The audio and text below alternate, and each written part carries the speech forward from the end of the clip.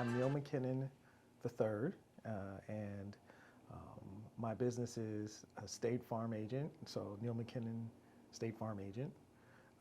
I'm based out of Fairfax, Virginia, operate in DC, Maryland, and Virginia, and we offer our clients full insurance coverage anywhere from their home and car to their business to their life to health. So we're all lines State Farm agency. Okay, and can you tell me a little bit about your story, like as a human being, like where you grew up and how did you get to this point? Well, I'm old, so this might take a little while.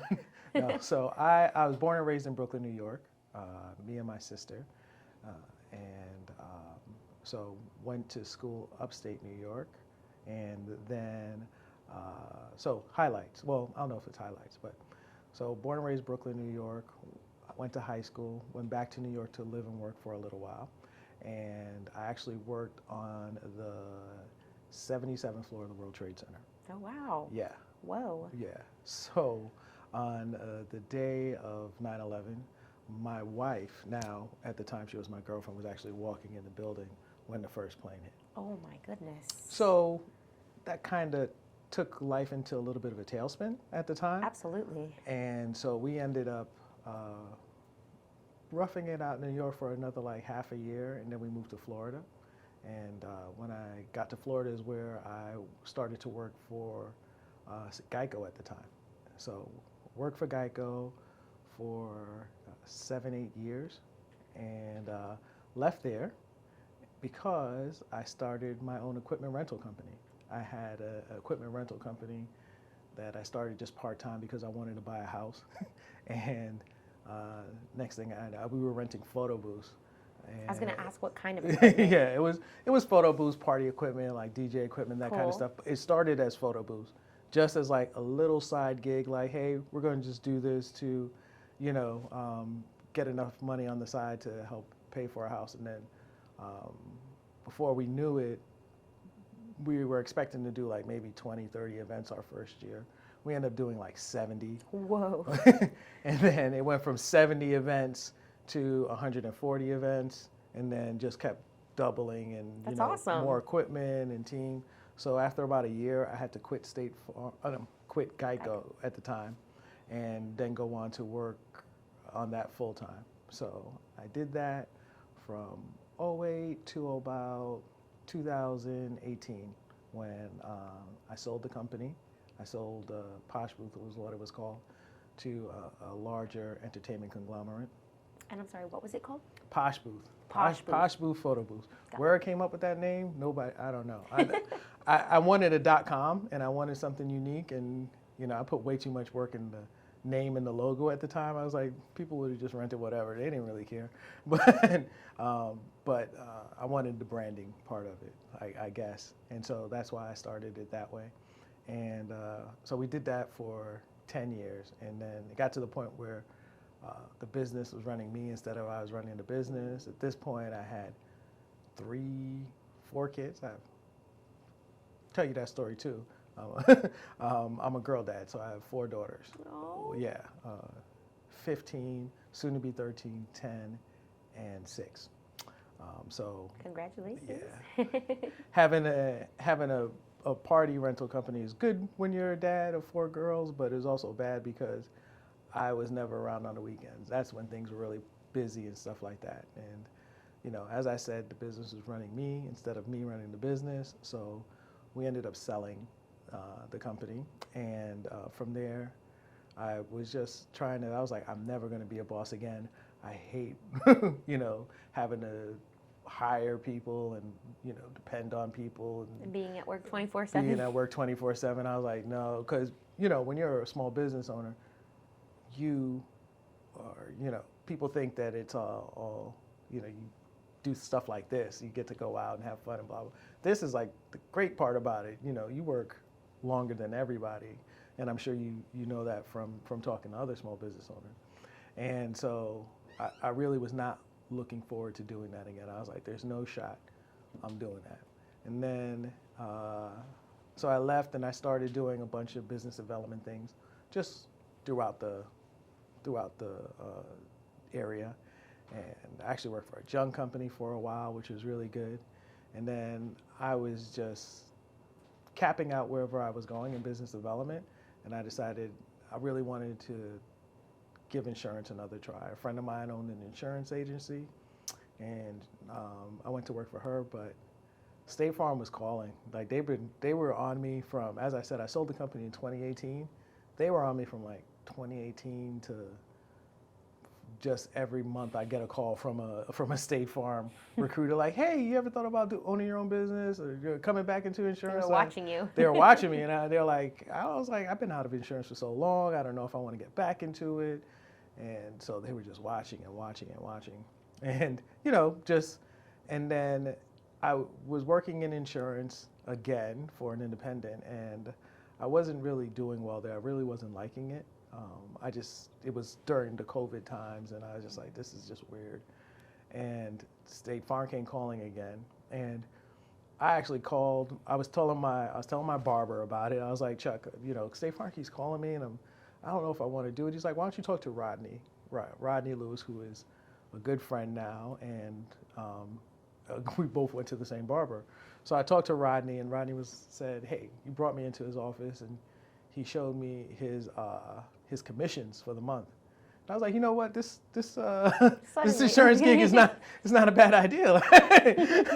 No, but that wasn't the only thing. We talked a lot about the support, and I went there and I went to all the companies because I was like, all right, fine, I want to be my own boss again. I want to be independent. I want to own and do my own thing because working for somebody just wasn't working for me. And so I went out and I started doing my work. I was like, well, State Farm's there and they're calling. Let me look at Goosehead. Let me look at Allstate. Let me look at all these places.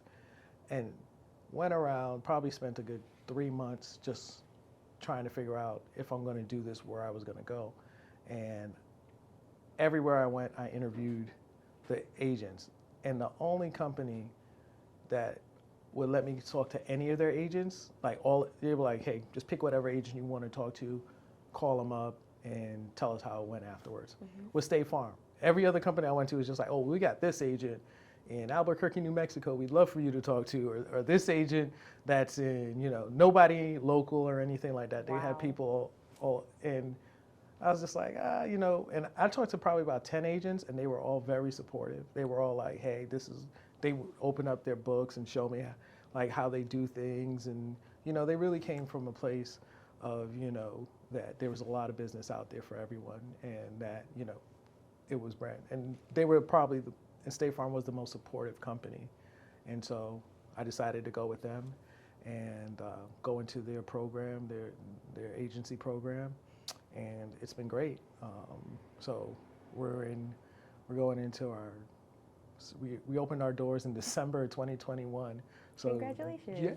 Yeah. Just after, ending COVID times and all that stuff. But by the time we got to the end of that, then we went right into building, and the first 6 months were terrible. Why? It was a hard time because you're dealing with, you learn a lot, but you don't learn everything. So it was a lot of hiring people and them not sticking around and trying to figure out how you wanted to do things at the same time, trying to do what you needed to do to get the business. And you don't have a boss anymore, and there's nobody to really depend on. But you have support, but you don't know how much support you need. And so it was just a lot of learning how to walk again and trying to figure everything out. But once we got through the first 6 months, after that, it just took off. It's been really good. So we've grown from zero. I was what we call a scratch agent. So I had no business. The first thing I wrote was myself, to probably now we have about 1,200 clients. We manage probably an area of $3.5 million in protection assets for folks, including home, auto, businesses, life, just from that.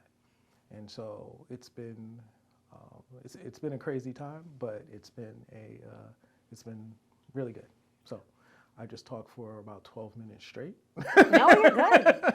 And so this is your podcast. We're listening to your story. So yeah, that's my story, and I'm sticking to it. That's right. All All right. So now tell me, in your industry of insurance, what all type of insurances are you offering at State Farm? So we offer home insurance. We offer auto or car insurance. We offer business insurance, so all lines of business, commercial, auto, commercial liability, life, workers' comp, health, life insurance, I said already. So we offer pretty much all lines. Wow. But it's like owning a Chick-fil-A, or it's very much like in that franchise type system, Yeah. wherein I only sell, chickens I only sell State Farm products. So I don't sell all lines of stuff, and there's stuff that I can write, and there's stuff that I can't write. State Farm is the number one auto, home, and life insurance, or number one auto and home insurance in the country, and commercial. But we don't write every business. There's certain businesses, like if you own a demolition company, we're not writing you. But we do well. State Farm does well in the mom and pops. So when you're looking at your storefronts, those kind of things, that's where we really hit niche. Because just like those folks, I'm a small business owner. Yeah. I'm right next to an accountant and a home health care company and a barber shop on the other side. So those are the kind of people that we write. Very much a very Main Street type thing. Okay. With State Farm. And what kind of policies or plans are you seeing people like, oh, whoa, suddenly we have a spike in life insurance, or there's what's going on right Okay, now? now you asked that's the top question. I was actually prepared for this one. No, so I'll tell you, car insurance. There's been probably across the board. So all insurance companies have seen somewhere in the area of 20 to 35% increase in premiums, or what you pay for your insurance, especially in the auto industry, like car. And the big thing about it is, or what we've seen is that the cost for coming out of COVID, the cost of parts was very expensive because you had shipping things and getting them over and that type of stuff. But also, people were in their cars longer or in rental cars longer, so that cost really made everything spike in terms of what we were doing. And then you're just looking at the cars now, and this was the thing that made me come to the realization and understand why they were spiking so much. I bought my first new car in late 2023. I bought a 2023 GMC, Acadiana, and this is my first time getting a new car in like 10 years. I had the big Toyota Camry, and I had my Nissan Pilot and all that stuff. Well, sorry, not Nissan, Honda Pilot for the kids and everything. And we had that, and I was just like, hey, we need a new car. Pilot's dying. So bought a new car, got in it. This car has 8 cameras. My Pilot had no cameras. But it has 8 cameras. It has a camera in the rear view mirror above it. Oh, I've seen those. That's so cool. It is cool. See, yeah, you can see everything. And then it has another camera. I don't even know how this works, where it's like it shoots a drone into the air and it like shows me backing into spots and stuff like that. A drone? It feels like that because it's like a hover above the car. So in my mind, I'm like, oh, it clicks like, okay, if this is how they're making cars now with 8 cameras on, and my car is not like, it's not, anything crazy or super expensive or anything, but if this is how they're making this car, just imagine when this is in an accident and you don't only have to buy the parts to replace, but now you have to maybe, if you get rear-ended, you have to buy the camera, and then you have to buy the, just the regular part in terms of where to put it. And then you don't only have to go to a mechanic, you have to go to a computer person to help calibrate what's happening with this car. So all those things add into cost, and that's what's adding into the increase in premium. So I think we're going to see a level very similar to, and this is a crazy thing, flat screen TVs. When you bought a flat screen TV maybe 10 years ago, a 50-inch flat screen TV, would cost you, you know, thousands of dollars. Yeah. Now it's gone down in terms of pricing because they're making so many of them, and it's caught back up. I think you're going to see that leveling maybe within the next 3 to 5 years, where people are going to get better at what they need to do to fix these cars faster. You're going to have more parts and that type of thing. But between car parts and you know, the cost of everything going up, that's just what we've seen in the last 2 years. So another 12-minute talk. Yeah, no, this is good. This is insight that people want to listen. Yeah. And then who are you outside of State Farm? Like, what do you like to do? What do you enjoy to do? Okay, so as I said, I have 4 daughters, so I'm pretty much a big girl dad. My actual, like, we're able to choose our own websites and do our own like publicity and that kind of thing. Okay. And mine is Girl Dad Agent, just because. It's a handful, isn't it? It's a handful. So I'm very much into a lot of the things that they're into, and they are all into different things. Like, I have 4 same parents. None of them are alike. One is really techie and, you know, into anime and video games, and then the next one's like sporty and girly, and then the next one is, you know, just all about playing with her friends and being outside all the time, and the baby's just a baby, and she's probably gonna kill us and bury us in the backyard one day. But you know, it's just they just keep us busy and stuff like that. But at the same time, I'm very much enjoy hanging out with my friends. I have a nice group of folks. I play poker on Fridays with a bunch of clients every couple of Fridays, and friends, and I play basketball twice a week, because if I didn't, I'd be like 400 pounds, because I love to eat. We talked about this. You know, I'm about to hit that taqueria up on my way back. So, you know, it's a lot of things like that. I'm also very involved in my community. What do you do? Yeah. I sit on a couple of boards.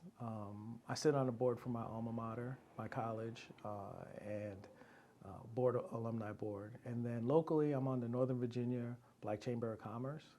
So I run their ambassador program. We have probably about 400 businesses in the chamber. That's a lot. So just helping small business owners again, which is like my thing. I don't know why.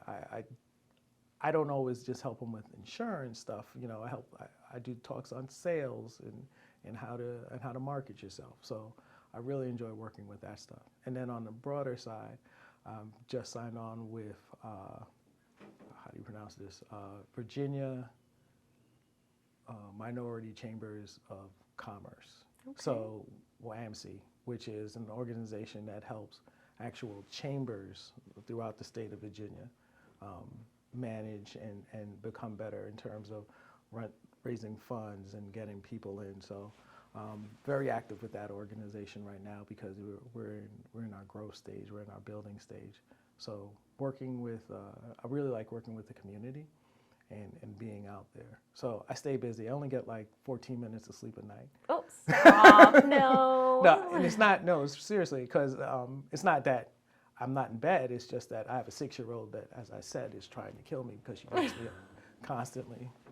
She's 7 now, but constantly wakes me up through the night for a variety of things. Why is helping the community so important to you? Like, where did that passion come from? I think that it came from me being a small business owner a couple of times, and knowing and not really knowing where to go when you had questions, and being able to see the bigger picture because I've been through it. Like, as I said, when I had Posh Booth and I was setting it up, I was like, oh, the logo's got to be perfect, and you know, I have to, this print is wrong, and that type of thing. And then, you know, learning through business, like, that's not the most important thing. The most important thing is marketing and sales and being comfortable doing that stuff, because a lot of small business owners are really good at what they do in terms of photographers. Photographers are really good at taking pictures, but as far as marketing and getting new clients and that type of stuff, they're not always that, because that's not what they enjoy doing. But you have to learn to balance that as a small business owner. So having that experience, and when I meet small business owners, and I meet a lot, it's talking to them about, oh, well, tell me about your business and what's going well and where are you struggling, and then trying to help them figure out a better way, or a better way to do business. Because that's the thing that hurts me the most. I hate seeing businesses come and go. Yeah. Like, that's just, nobody wants to see that. You don't want to see businesses fail. And when you hear that they failed, not because their product was bad, but because they didn't know how to provide good customer service, or they didn't know how to market themselves, those are things that nobody really teaches business owners. So working with them to kind of build that stuff, that's kind of why I enjoy working with organizations like the Northern Virginia Black Chamber of Commerce and BAMC. Wonderful. And now, where do you see yourself in the next 5 years? Ooh, my 7-year-old doesn't kill me. 7-year-old. 7-year-old, she's a terror. I'm telling you, you don't know. I'm a little too old to have a 7-year-old.